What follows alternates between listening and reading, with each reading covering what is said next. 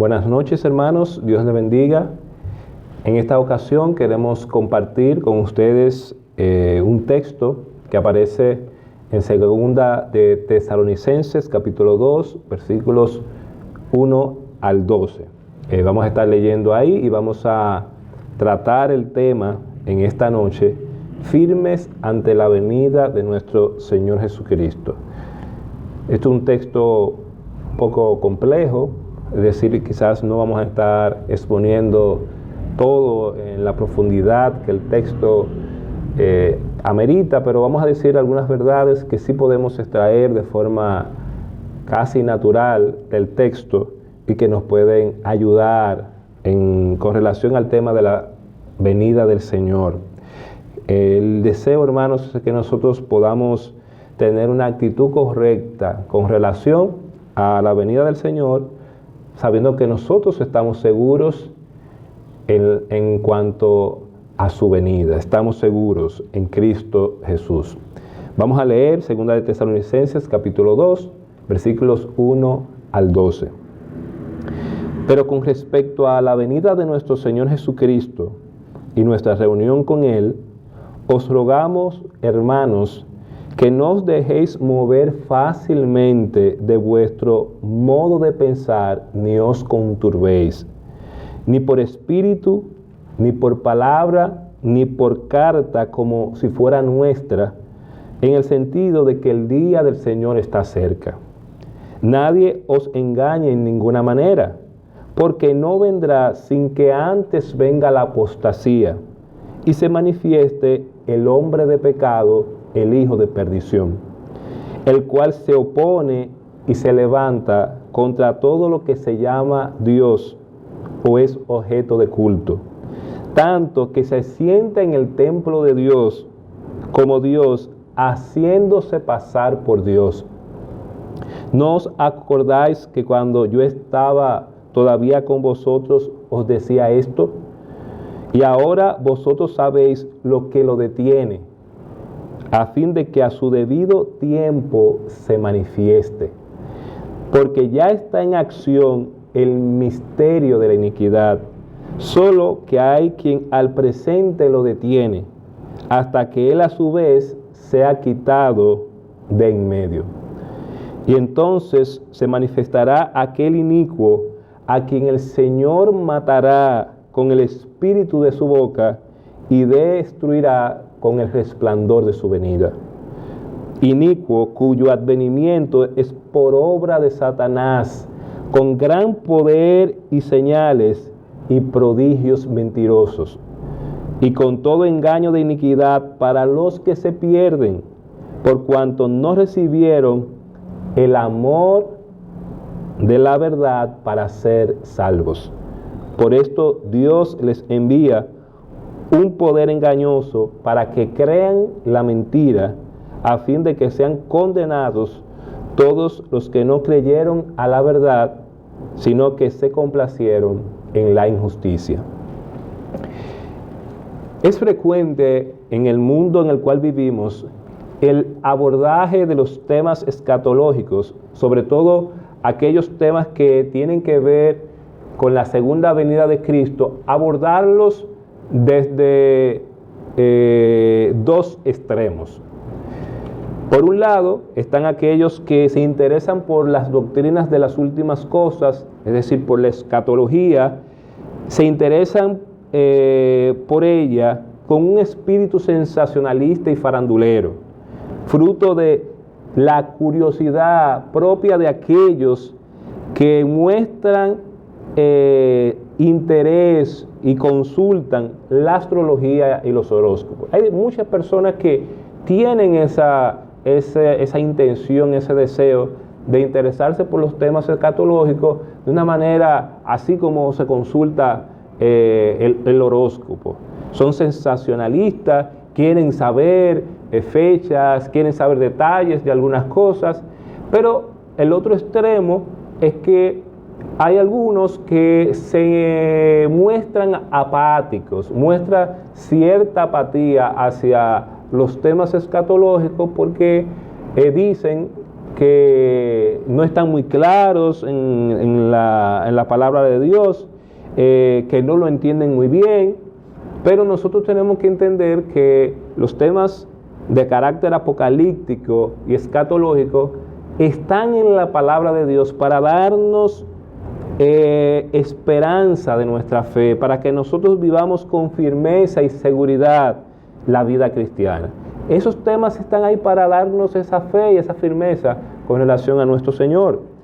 El texto que nosotros acabamos de leer nos habla de la segunda venida de Cristo y la actitud correcta que debe tener el Hijo de Dios con respecto a las falsas enseñanzas acerca de la segunda venida de nuestro Señor. Hay en este texto por lo menos 3 ideas fundamentales que nosotros debemos tener en cuenta con respecto a la venida del Señor.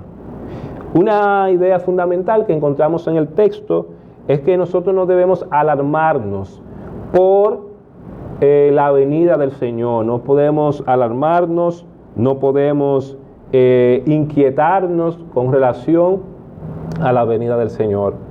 Otro aspecto que nos muestra el texto que acabamos de leer es que Dios ha establecido un orden de los eventos escatológicos. Es decir, Dios ha planificado todo lo que tiene que ver con las últimas cosas, y esos eventos han sido ordenados por Dios. Y en tercer lugar, la otra idea que encontramos es que Cristo siempre es vencedor frente a las fuerzas del maligno. Frente al maligno, Cristo siempre es vencedor. Entonces vamos a considerar en primer lugar que nosotros no debemos alarmarnos ni dejar que nuestros pensamientos y nuestro ánimo sean alterados con relación a la venida del Señor. Si usted nota, versículos 1 y 2, el apóstol Pablo les dice a los hermanos de Tesalónica: pero con respecto a la venida de nuestro Señor Jesucristo y nuestra reunión con Él, os rogamos, hermanos, que no os dejéis mover fácilmente de vuestro modo de pensar, ni os conturbéis ni por espíritu, ni por palabra, ni por carta, como si fuera nuestra, en el sentido de que el día del Señor está cerca. En el versículo 1, el apóstol Pablo comienza con una conjunción adversativa.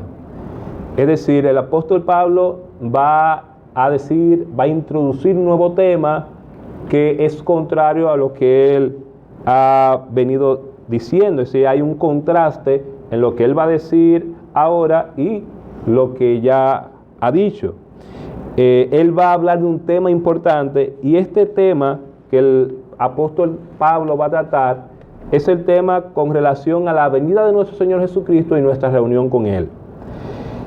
El apóstol Pablo, ¿qué hace? Les ruega a los hermanos de Tesalónica que no se alarmaran con relación a la venida de Cristo. Esto quiere decir que él les pedía a ellos que no cambiaran fácilmente su modo de pensar. Ellos no podían cambiar su manera de pensar con relación a la venida de Cristo. En otras palabras, Pablo les ruega a ellos que no pierdan la cabeza con respecto a ese tema, que no se dejen perturbar, que no dejen que su estado de ánimo cambie, que traten de que nada les altere con respecto a la venida del Señor. La expresión que el apóstol Pablo utiliza en el versículo 2, no os dejéis mover fácilmente, literalmente lo que significa es que no sean sacudidos como los barcos son sacudidos por el mar, son agitados por el mar. Es la idea que el apóstol Pablo quiere decir, que es la misma idea que aparece en Efesios capítulo 4, versículo 14, cuando dice que no nos dejemos llevar, que no seamos como niños fluctuantes, que se dejan llevar por cualquier viento de doctrina. Es decir, que esa misma imagen que aparece aquí en el texto de Efesios 4:14 es la que el apóstol Pablo también está usando aquí, como un barco que es agitado por el mar. En el versículo 2, Pablo sigue extendiendo su ruego a los tesalonicenses de que no se dejen conturbar, es decir, que no se dejen alarmar. Esta expresión hace alusión a la agitación emocional que ellos tenían. Esto nos lleva a preguntarnos qué cosas estaban cambiando la manera de pensar de los tesalonicenses. ¿Por qué Pablo dice, miren, con relación a la venida del Señor, no se alarmen, no cambien su manera de pensar? Pero al parecer ellos estaban cambiando su manera de pensar. ¿Qué hace que ellos cambien su estado anímico, que ellos estén agitados emocionalmente? Y una pregunta que es válida para nosotros, ¿es una falta como cristianos alarmarnos con relación a la venida de Cristo? Y realmente, hermano, lo que estaba cambiando la manera de pensar de los hermanos en Tesalónica era la falsa enseñanza de que la venida de Cristo se había producido. Es decir, el apóstol Pablo les había dicho que Cristo venía y que íbamos a ser arrebatados en la primera carta, y ahora hay una preocupación porque hay una idea, una enseñanza falsa, una idea falsa, una herejía que hay en la iglesia de Tesalónica de que la venida del Señor ya se ha producido, que se produjo la venida del Señor. Y esta enseñanza les había llegado a ellos por lo menos por 3 vías. Obviamente vías distorsionadas por supuestas profecías. Recordemos que en el tiempo de la iglesia primitiva, en sus inicios, el don de profecía era un don que los hermanos utilizaban, y este don de profecía, al parecer, era usado por algunos, quizás de una manera incorrecta, y alarmaban a los hermanos en la iglesia. Dice también que por palabras, por eso el apóstol Pablo le dice, no se dejen mover fácilmente, ni se dejen conturbar, ni por espíritu, ni por palabra, ni por carta como si fuera nuestra. Es decir, habían ciertas revelaciones proféticas que los estaban alarmando, habían palabras que supuestamente habían dicho algunas personas, rumores que estaban circulando por la iglesia de Tesalónica, y una epístola que se le estaba atribuyendo al apóstol Pablo. Y como se le atribuía al apóstol Pablo, ¿qué hacían los hermanos? Bueno, si eso lo escribió Pablo, entonces eso es seguro. Vamos a creer lo que dice eso, pero era una enseñanza falsa. En el versículo 3, el apóstol Pablo les ruega a los hermanos que no se dejen engañar.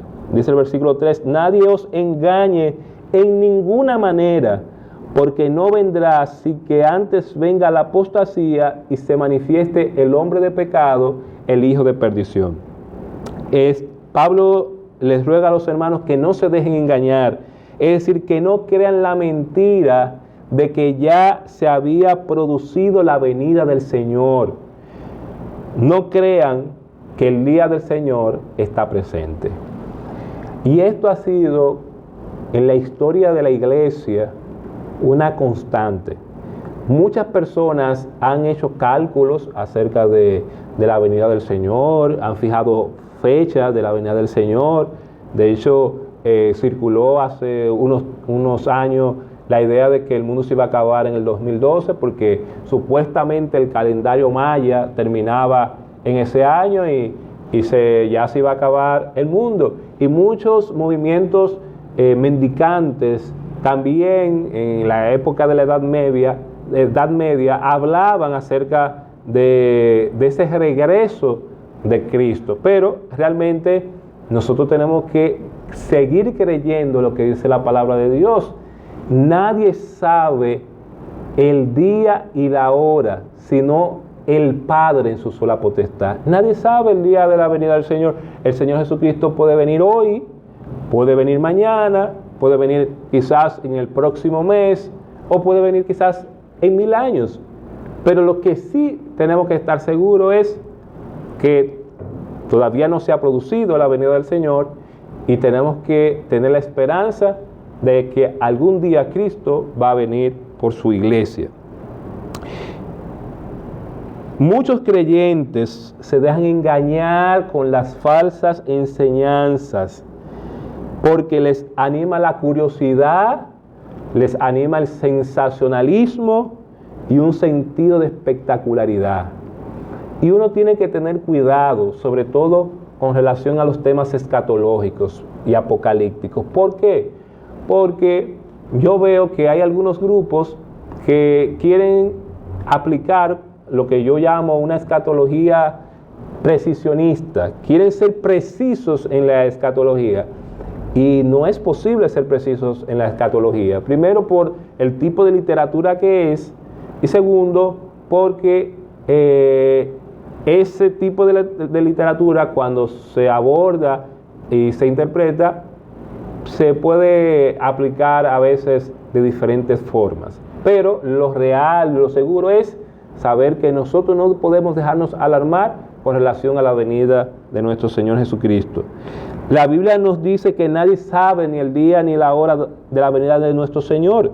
Es por ello que hacer cálculos necios y establecer fechas con relación a la venida de Cristo es una necedad. Si usted ve a alguien estableciendo fechas con relación a la venida de Cristo, esa persona no es sensata. Esa persona está incurriendo en una falta y no puede decir que está aplicando una sana hermenéutica. Muchas personas han tratado de predecir la venida del Señor, pero ¿qué ha sucedido con esas personas? Ellos han fallado en sus predicciones porque no nos toca a nosotros, como el Señor le decía constantemente a sus discípulos y a los interesados, no nos toca a nosotros saber los tiempos y las sazones, como dicen. No nos toca a nosotros saber con detalles esas cosas. Entonces, la primera idea fundamental con relación a la venida del Señor Jesucristo que el apóstol Pablo les hace ver a los tesalonicenses es que ellos no deben alarmarse, ellos no pueden cambiar su manera de pensar ni alterarse emocionalmente con relación a la venida de Cristo. Y si usted y yo hemos creído en Cristo, no nos tenemos que alarmar. A veces nosotros nos sentimos, ¿verdad? Como puede ser hoy o puede ser. No, hermano, no nos alarmemos. Nuestra actitud debe ser velar y orar y anhelar la venida de nuestro Señor. La segunda cosa que nosotros vemos es que hay un orden cronológico de los eventos escatológicos establecido por Dios. No lo ha establecido el hombre, no lo ha establecido la inteligencia humana, no. Son eventos que Dios, en su plan que Él tiene con el hombre, con la humanidad, los ha ordenado. ¿Cuál es la dificultad a veces que nosotros nos encontramos? Bueno, que a veces hay grupos que entienden que un evento está primero que otro evento no está, o que estamos viviendo ese evento en el presente, pero los eventos están revelados en la palabra de Dios y hay un orden establecido. Y por eso el apóstol Pablo les dice que la venida de Cristo ocurrirá respetando todo el plan de Dios con respecto a la escatología o la doctrina de las últimas cosas. No debemos pensar que cada suceso histórico de carácter desastroso, horroroso, catastrófico, que ese evento es un preludio de la venida del Señor. Imagínense, yo me imagino que las personas y los creyentes que experimentaron la peste negra también se alarmaron y decían, bueno, ya Cristo viene. O los que experimentaron la Primera y la Segunda Guerra mundiales también pensaban que Cristo estaba a la puerta, y nosotros no podemos por cada evento catastrófico pensar que la venida de Cristo está ahí. No, porque eso no es lo que determina. Lo que determina es lo que dice la palabra de Dios. Nadie sabe ni el día ni la hora, sino el Padre en su sola potestad. Así que no podemos pensar que cada cosa que ocurre, como por ejemplo esta pandemia que estamos sufriendo en todas las latitudes del mundo, es el preludio de la venida del Cristo. No tiene que ser así. Y no, eso no tiene ningún apoyo bíblico para que pensemos que es así. La venida de Cristo no la determina esos eventos catastróficos, sino el plan de Dios, el cual se ejecuta cronológicamente y a su debido tiempo. Ese plan de Dios se va a cumplir y Dios lo tiene establecido. Es muy probable que yo no tenga la capacidad de ver qué evento está ocurriendo o cuándo va a ocurrir, pero se va a cumplir en cuanto a lo que ha establecido nuestro Dios. Dice el versículo 3, nadie os engañe en ninguna manera, porque no vendrá sin que antes venga la apostasía y se manifieste el hombre de pecado, el hijo de perdición. Y tenemos que preguntarnos en lo que dice el texto. Dice que esta venida del Señor va a ocurrir, pero primero tiene que suceder que haya una apostasía, la apostasía, y debe manifestarse, dice la Biblia, el hombre de pecado, el hijo de perdición. ¿Qué es la apostasía? La apostasía se entiende como una rebelión contra Dios. Aquí significa un alejamiento de la palabra de Dios. Eso quiere decir que va a haber un ambiente, un movimiento caracterizado por el rechazo expreso de la palabra de Dios. Es decir, que el mundo va a estar viviendo una especie de apatía hacia las cosas espirituales y de apatía hacia las cosas del Señor. Es un ambiente preparatorio con todas las condiciones para que se manifieste el hombre de pecado, el hijo de perdición, como nos dice aquí. ¿Quién es el hombre de pecado? Que nos muestra aquí las Escrituras. Dice, nadie os engañe en ninguna manera, porque no vendrá sin que antes venga la apostasía y se manifieste el hombre de pecado, el hijo de perdición. Aquí la apostasía, como decíamos, una rebelión contra Dios, un rechazo a la palabra de Dios, un movimiento que muestra apatía hacia las cosas del Señor.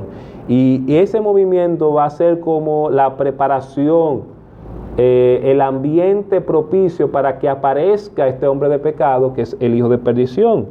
La expresión hombre de pecado que aparece aquí en las Escrituras, en los textos originales, lo que significa es hombre sin ley, o pudiéramos decir un hombre ilegal, vamos a decir, pero un hombre sin ley es una persona que no tiene temor de la ley, él se constituye en sí mismo ley, no respeta, es un hombre que es anárquico, propicia el desorden. Este hombre es un hombre de anarquía, es un hombre que se constituye, como ya he dicho, en ley. Este hombre de pecado no es nada más y nada menos que el anticristo, que se habla tanto en Daniel como en el libro de Apocalipsis. El versículo 4 nos dice que este hombre de pecado, el anticristo, se opone a todo lo que es de Dios. Versículo 4 dice, el cual se opone y se levanta contra todo lo que se llama Dios o es objeto de culto. Este hombre se opone a Dios, es un adversario de todo lo que es Dios o es objeto de culto. No querrá saber nada acerca de aquello que tenga que ver con Dios. Él mismo, dice la Biblia, se sentará en el templo de Dios, dice el versículo 4. Tanto que se sienta en el templo de Dios como Dios, haciéndose pasar por Dios. Esto es un texto de los textos un poco complicados que encontramos en las Escrituras. Los estudiosos, cuando tratan de identificar al anticristo, en la antigüedad, la figura que más encaja perfectamente con el perfil del anticristo es el emperador del pasado, el emperador sirio antisemita, Antíoco Epifanes. Es el hombre que se identifica en el pasado. Este hombre, ¿qué hizo? Este hombre profanó el templo de Jerusalén, sacrificó un cerdo en el lugar santísimo, y tiene las características como se señala aquí. Se sentó, ¿verdad?, en el templo de Dios, profanó el templo de Dios, hizo lo que quiso, no respetó ningún tipo de ley, no hubo orden. Así que la figura que más se asemeja al perfil del anticristo es lo que los estudiosos han llamado, ¿verdad?, o han identificado con Antíoco Epífanes. Actualmente no existe ningún templo en Jerusalén. Es decir, que este hombre de pecado se sentará cuando ya ese templo esté construido, pero actualmente no tenemos ningún templo. Pero cuando se construya, lo que nos dice el texto es que él se sentará de la misma manera que lo hizo Antíoco. En el versículo 5, el apóstol Pablo les recuerda a los hermanos de Tesalónica que él ya les había enseñado eso. Es decir, ya el apóstol Pablo les había asegurado con relación a la venida del Señor Jesucristo cuando él compartía con ellos. Llama la atención que a pesar de que el apóstol Pablo les había comunicado eso a ellos están cayendo en una herejía. Ellos se están dejando seducir por una falsa enseñanza. Ellos se han dejado alarmar porque alguien les ha dicho o ha circulado la información de que la venida de Cristo ya se había dado. Entonces, la pregunta era, si Cristo vino y nosotros estamos aquí, pues nosotros no, nos quedamos y entonces estamos experimentando el día del Señor. Estamos expuestos, ¿verdad?, a esa ira de Dios que Dios va a expresar. Entonces no pudimos irnos con el Señor. Y el apóstol Pablo le dice, no, ustedes no pueden dejarse llevar de esa enseñanza herética con relación a la venida del Señor. Entonces, primera actitud, hermano, no nos dejemos alarmar. No dejemos que no cambiemos nuestra manera de pensar, no seamos sensacionalistas, porque muchas veces creemos que cada cosa que aparece en el mundo es el anticristo. Yo creo que de los personajes que aparecen en la historia, siempre hay alguien que dice que este es el anticristo. Imagino que algunos dirán que Trump es el anticristo. Y no, hermano, no podemos pensar así. Bueno, que el chip, están poniendo un chip y ese chip es el número de la bestia. Tampoco usted puede pensar que es el número de la bestia. No podemos dejarnos llevar de esas enseñanzas. ¿Cuál debe ser nuestra actitud? Vivir con la expectativa y velar en oración acerca de la venida del Señor Jesucristo, esperar a nuestro Señor Jesucristo. Y si es que nuestra vida estamos rumbo a la muerte, ¿cuál debe ser nuestra actitud? Esperar la venida del Señor y tener la confianza de que vamos a estar con Él. Entonces no podemos dejarnos alarmar. En segundo lugar, hay un orden cronológico de los eventos escatológicos establecidos por Dios. Y la tercera idea fundamental es que Cristo siempre es vencedor frente a las fuerzas del maligno. Siempre Cristo, en el plan escatológico, en la revelación apocalíptica, Cristo siempre es vencedor. Y lo vemos a Él venciendo a Satanás, y lo vemos a Él arrojando a Satanás al lago de fuego, lo vemos destruyendo al maligno. Cristo siempre es vencedor. El versículo 6 nos dice que este hombre de pecado es detenido por algo. Dice el versículo 6, y ahora vosotros sabéis lo que lo detiene, a fin de que a su debido tiempo se manifieste. Porque ya está en acción el misterio de la iniquidad, solo que hay quien al presente lo detiene hasta que él a su vez sea quitado de en medio. Nótese que en el versículo 6 se usa la expresión hay algo que lo detiene, mientras que en el versículo 7 se usa la expresión hay alguien quien le detiene. Es decir, en el versículo 6 se utiliza un vocablo de forma impersonal, mientras que en el versículo 7 se utiliza un término de manera personal. Algunos han hecho muchas conjeturas con relación a qué es lo que lo detiene. Lo que sí sabemos es que los hermanos de Tesalónica sí sabían, porque el apóstol Pablo dice, ustedes saben qué es lo que lo está deteniendo. Ellos sabían con certeza y seguridad, pero el apóstol Pablo no nos lo comunica cuando escribe esto. Algunos piensan que lo detiene es el gobierno civil, es decir, que el gobierno civil como gobierno humano, que es quien trata de que se cumplan las leyes y detiene el desorden, el caos, pudiera ser lo que detiene a este hombre de pecado. Otros, ¿verdad?, piensan que lo que detiene al hombre del pecado es el Espíritu Santo en la iglesia. Es una posición que pudiera ser, aunque realmente el texto no nos dice realmente qué es lo que lo detiene, pero eso pudiéramos inferir que es quizás la posición más cercana. Hay otros que piensan que es el arcángel Miguel. Recuerde que Miguel, ¿verdad?,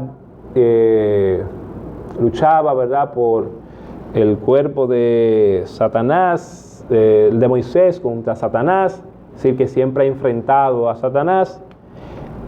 Nosotros no sabemos qué es lo que lo detiene o quién lo detiene, pero sí sabemos que al final es Dios que lo está deteniendo. Es decir, el hombre de pecado no se va a manifestar porque él quiera manifestarse cuando él quiera y como él quiera. No, se va a manifestar cuando Dios, en su soberanía y en su poder, le permita que se manifieste. Ya sea que sea la obra del Espíritu Santo, ya sea que Dios esté usando al gobierno civil, ya sea que Dios esté utilizando a la iglesia, que al final quien lo está deteniendo es nuestro Dios, que está impidiendo que Él se manifieste. Pablo nos indica que el misterio de la iniquidad ya había empezado. Es decir, esa obra de Satanás estaba operando, ¿verdad? Recuerden que un misterio es una verdad del pasado que no una realidad que no se ha dado a conocer.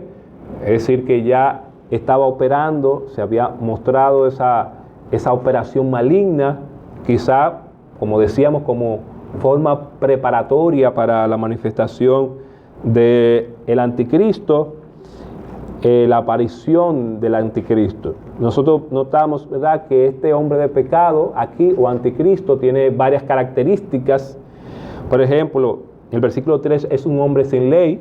Cuando dice aparecerá el hijo de pecado, es un hombre sin ley, es decir, es un anarquista, es el hijo de perdición, no solamente porque él se va a perder, sino que él hará que otros sean condenados.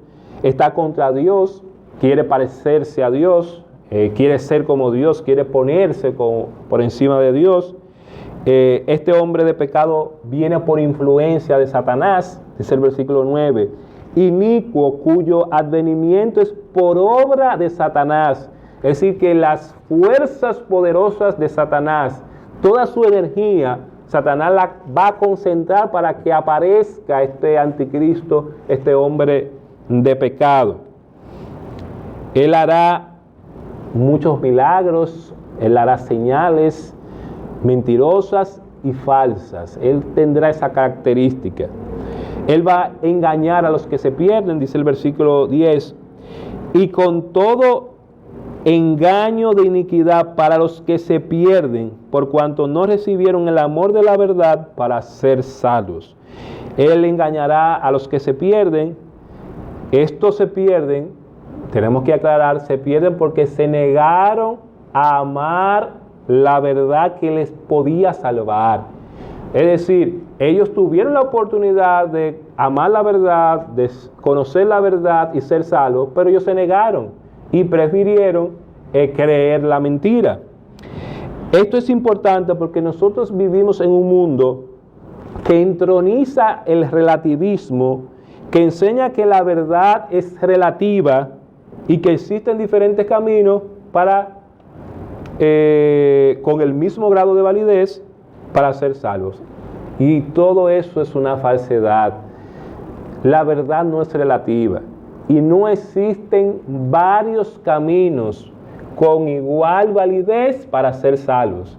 La Biblia nos dice claramente que si yo no amo la verdad, si yo no amo a Cristo, entonces, y todo lo que eso implica, si amar a Cristo y todo lo que eso implica, si yo no hago eso, entonces yo no soy salvo. Recuerda que la Biblia dice que Jesús es el camino, la verdad y la vida, y nadie viene al Padre si no es por Él. En el versículo 11 encontramos que Dios le envía una fuerza engañosa, una fuerza de extravío para que ellos crean la mentira. Versículo 12. Por esto Dios les envía un poder engañoso para que crean la mentira. En el versículo 12 enfatiza la razón por la cual se pierden estas personas. Se explica la razón por la cual los que se pierden serán condenados. ¿Y cuál es la razón? Que ellos no quisieron creer en la verdad. Dice el versículo 12, a fin de que sean condenados todos los que no creyeron a la verdad, sino que se complacieron en la injusticia. ¿Qué hicieron estas personas? No creyeron en la verdad. ¿Qué hicieron ellos? No quisieron amar la verdad. ¿Qué ellos prefirieron? Deleitarse en la maldad. La Biblia de las Américas dice este versículo de la siguiente manera: así serán condenados al fin todos los que no quisieron creer en la verdad, porque les gustaba más el mal. Y la realidad que hay muchas personas que no quieren conocer la verdad, no quieren venir a Cristo Jesús porque les gusta más el mal. Dice en Juan 3, 18 al 20, dice la Biblia, el que en Él cree no es condenado, pero el que no cree ya ha sido condenado porque no ha creído en el nombre del unigénito Hijo de Dios. Y esta es la condenación, que la luz, refiriéndose a Cristo, vino al mundo. ¿Y qué hicieron los hombres? Y los hombres amaron más las tinieblas que la luz.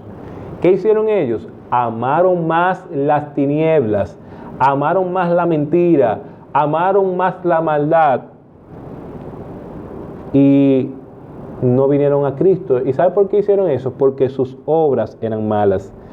Porque todo aquel que hace lo malo aborrece la luz y no viene a la luz para que sus obras no sean reprendidas. ¿Y qué van a hacer algunas personas? Como dice el texto, van a ser seducidas por los encantos del anticristo, por los milagros del anticristo, por las falsedades del anticristo. ¿Y qué van a hacer estas personas? Van a preferir irse con el anticristo, van a preferir creerle a él, van a preferir a seguirle a él.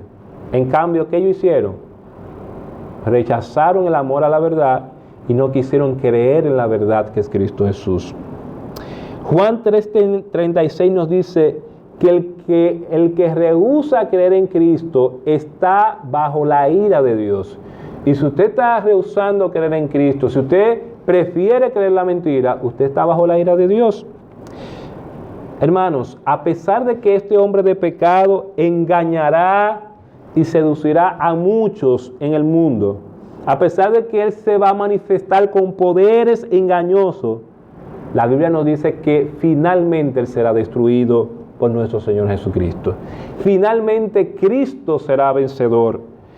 El versículo 8 nos dice, y entonces se manifestará aquel inicuo a quien el Señor matará con el espíritu de su boca y destruirá con el resplandor de su venida. Qué satisfacción es saber que las fuerzas del mal siempre son vencidas por nuestro Señor. No importa cuán pecaminoso sea el escenario en el cual estemos viviendo, no importa con cuánta furia ruja Satanás, al final Cristo es vencedor. No importa lo grande que usted vea que está imperando el mal, al final Cristo siempre es vencedor. Así que, amado hermano y hermana, debemos vivir velando en oración con la expectativa de la venida de Cristo. Tenemos que saber que Cristo va a venir. Sin embargo, no podemos vivir ansiosos y con temor, pensando que cualquier evento de carácter catastrófico es el preludio de la venida de Cristo. No podemos vivir así. Recuerda que Cristo puede venir en cualquier momento, ya que nadie sabe ni el día ni la hora. puede venir en cualquier momento. Solamente el Padre en su sola potestad sabe cuándo Cristo viene. Recuerda que los eventos escatológicos y apocalípticos han sido planeados por Dios de manera ordenada, de forma cronológica. Por lo tanto, Cristo vendrá siguiendo ese plan establecido por Dios. Recuerda que Cristo siempre es vencedor. Cristo va a vencer, no importa las condiciones espirituales en las que esté la humanidad, no importa lo bravo que esté Satanás. Al final, este será vencido por nuestro Señor Jesucristo, por nuestro grandioso Salvador. Amigo que nos escucha, tú puedes tener la esperanza de reunirte con Cristo en su venida. Tú puedes ser de aquellos que se van a reunir con Cristo, pero debes amar la verdad, y eso significa que tú debes creer en Cristo Jesús. Tú tienes que amar a Cristo Jesús. Es por ello que tú debes arrepentirte de tus pecados y poner la fe en el único que te puede salvar y te puede hacer vencedor. Así que yo te invito a que tú tomes esa decisión de tú poner la fe en el único que te puede salvar y te puede hacer vencedor. Así que Dios les bendiga y esperemos que vivamos una vida con relación a la venida de Cristo, una vida firme, una vida segura, sabiendo que Él viene y que nosotros tenemos nuestra esperanza en Él. Dios les bendiga.